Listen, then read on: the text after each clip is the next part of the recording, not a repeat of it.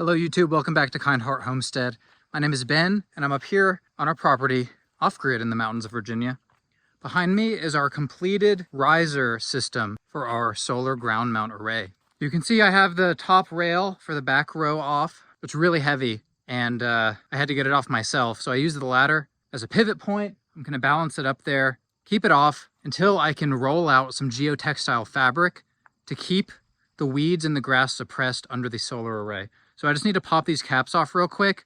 I'm going to fold the edges of the fabric over so I can cut a small little hole just big enough to fit over all of these pipes. And then I'll keep it flat, put rocks on it and things like that until I can get a truckload of gravel. So stay tuned and I'm gonna get to work. Thanks.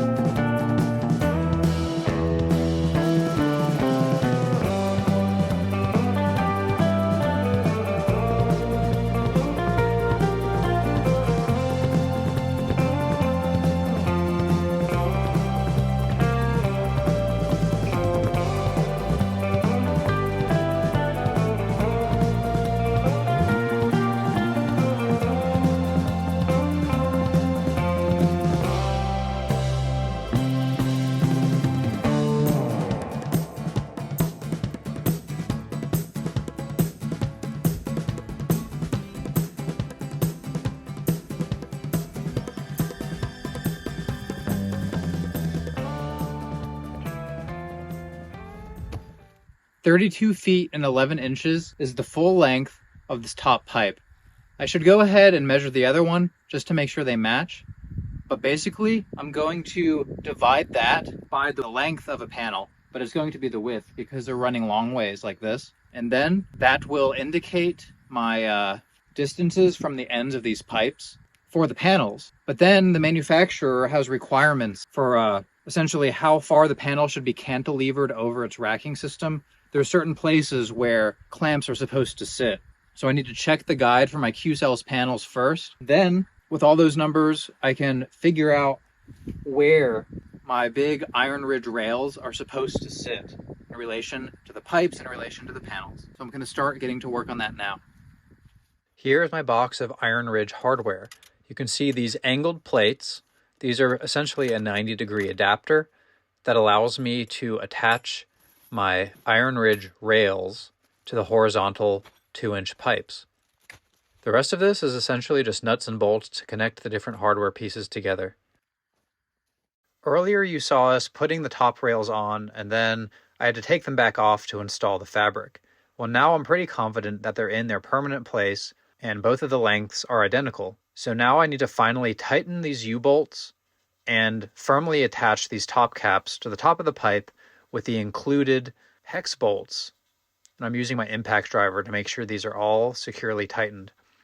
You can also see that I'm adding these diagonal braces. This is probably unnecessary given the amount of weight that we have, but adding that extra triangle is going to prevent the wind coming down from the north from essentially racking this ground mount system. These fittings that I used to attach the angle braces were the only hardware that were not from Iron Ridge. So if you want to know where I got those, let me know down in the comments below. And now for the big reveal. So far you've only seen some small pieces of hardware and some 2-inch pipe that I bought locally. Now I'm opening the XR100 rails from Iron Ridge. This is a bundle of 10 because each column of solar panels requires 2 rails, and I have 5 of those. So 5 times 2 is 10.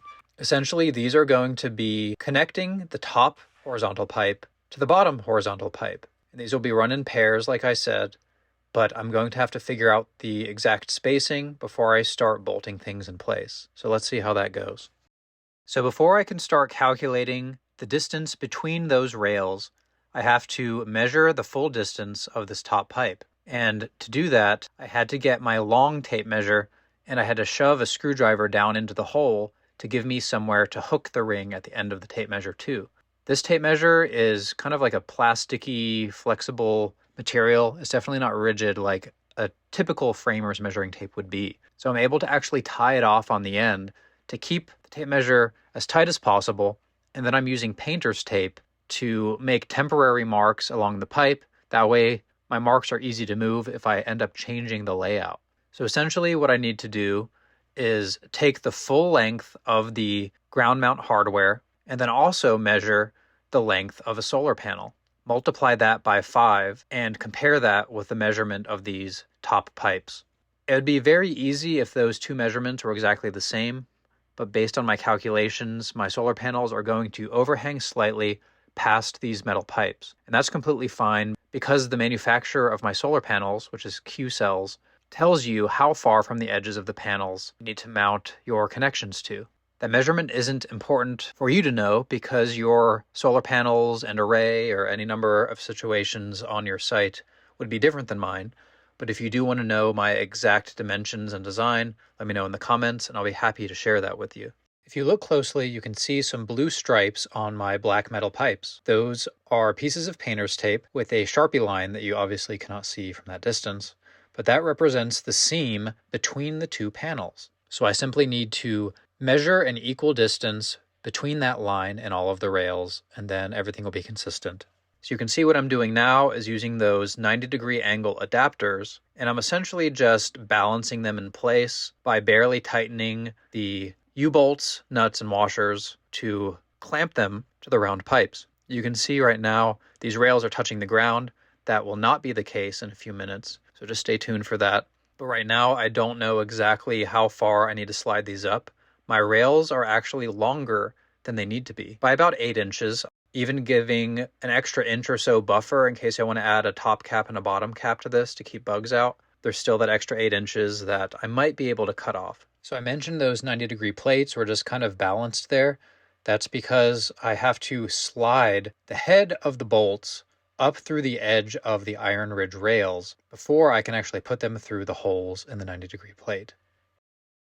Here's a close-up of how the custom bolts that slide through the end of the iron ridge rails connect to the actual 90-degree plates.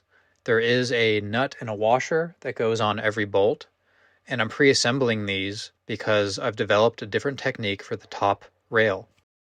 So you saw that I was able to knock out the bottom ones pretty easily, but I'm going to try a different strategy for the top. So for the bottom, I clamped things to the round pipe first, and then tried to finagle the rail to get it into place.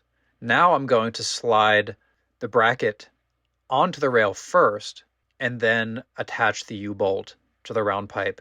And I think that's a bit of an easier solution because the U-bolt can only attach one way. You can see the holes. There's probably like an extra 1/4 inch of slack in the holes, so you can shimmy your U-bolt into place if they're not manufactured consistently. But these angle brackets have 2 holes designed to attach it to the rails from the side. And those 2 bolts have to be exact. So it's easier to actually put those bolts in loose and then slide it up from the end than it is to try to figure out how to align all that stuff like I did with the front row. So anyway, this worked way better. You can see here now that I'm trying to measure the distance from the end of the rail down to where the bracket actually sits. And I'm not confident that my top rail is 100% straight. So essentially what I'm doing is I'm just looking to be within an inch, and that tolerance is good enough for me. I was surprised to find out while constructing this how little precision is needed to actually build this. Obviously you want to use string lines and things like that to make it easier to place your pipes, but everything is slidable, whether it's over rails or pipes. These iron ridge rails have channels that go the full length of it. You could actually slide the head of a bolt in the top and slide it all the way down and back out the bottom. That means that solar panels can be clamped anywhere along their length. And since I'm essentially stacking them on top of each other, it's only the placement of the bottom panel that I really have to worry about. And I'll show you how I align the bottom panels in a couple seconds. I have these proprietary iron ridge bolts that have a very large head, almost like a washer. I think they're called UFO bolts, and that washer head allows you to clamp down 2 solar panels at once at the seam in between them. But the bottom and top solar panels require this other little piece. I guess you could call it a spacer. It's like a half cylinder where the flat side really just supports the panel and prevents it from sliding off the edge. I'm putting the 2 on the ends on first and running a string line. And that's how I can tell where to place those other stoppers. Here's a close-up of me tightening all of those bottom stoppers, and you can see how there's that flat plane at the top that I'm able to perfectly align with my string line. And before you ask in the comments, I did pull that string line very tight. You can actually see how it wraps around that last stopper, and it's being pulled down by the weight of one of those black steel pipes. Those things are pretty heavy, and I trust that there's no sag in the string line. I also used my eyeball laying on the ground to use, as the Perkins brothers call it, the laser eye, to sight across all of the tops and make sure they are perfectly aligned. And now it's time to set the first row of panels.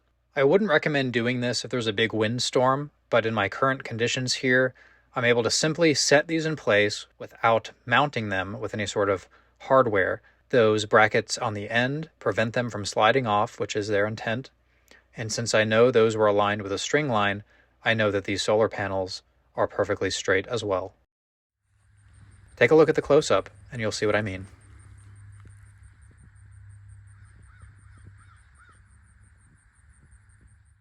Off camera, I got a pocket full of UFO bolts and set them loosely on each rail between where the existing panels will be and the next row, which would be the second row of panels. And those have to stay loose because, like I said earlier, when you tighten them, it actually clamps both panels at the same time. You could say that's a handy feature. You might also say that it makes it more difficult because you can't actually permanently mount the first row in place before adding the second one. I'm basically just using gravity to hold everything in place as I add more and more panels. But as long as you securely fasten that first row of stoppers, I don't see anything wrong with keeping all of your bolts loose and installing all of your panels at once, as long as you have some sort of way to come down and reach those loose bolts and tighten them securely. I just realized that so far you haven't seen the back of the panels. This is how they come from the factory. You have the positive and the negative wires, which are probably around 4 feet. They're bundled up. They each have a zip tie and a piece of tape, keeping it flush with the back of the PV panel, but recessed enough below the frame to where they won't get pinched when you stack them. These ones are all fresh from the pallet. They've actually been stacked for pretty close to a year over near our garden. These are not the ones that you've seen us use for our temporary array. Those ones are actually behind me in the background there, and those ones are actually still being used until I unplug them and replace them with this new 10-panel array. Well, I got 2 rows of panels up out of the 4 rows total. This is 10 panels, and I've successfully doubled our solar input just by putting these up. And you might be wondering how that's possible, given the fact that I didn't double the amount of panels. I'm assuming it's because of the angle. It should be pretty close to 35 degrees. The sun is at its peak point right now. It's around 1 o'clock. I'm gonna see if I can squeeze a few more watts out of this by spraying this off with the hose and using a squeegee. So let's see how that goes.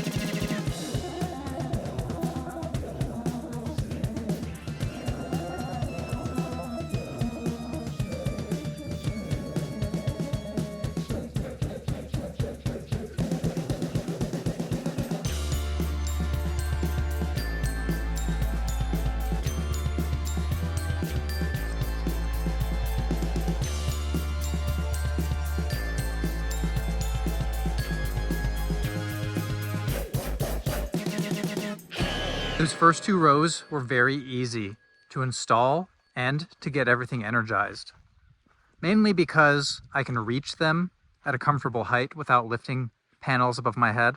That made the 3rd row a bit more problematic, but the 4th row I don't think I can do at all without a ladder, so I might need Angie's help for that one. But regarding the first 2 rows, we were able to get those powered up and charging our batteries just before the hurricane hit, and we're still dealing with the fallout of that.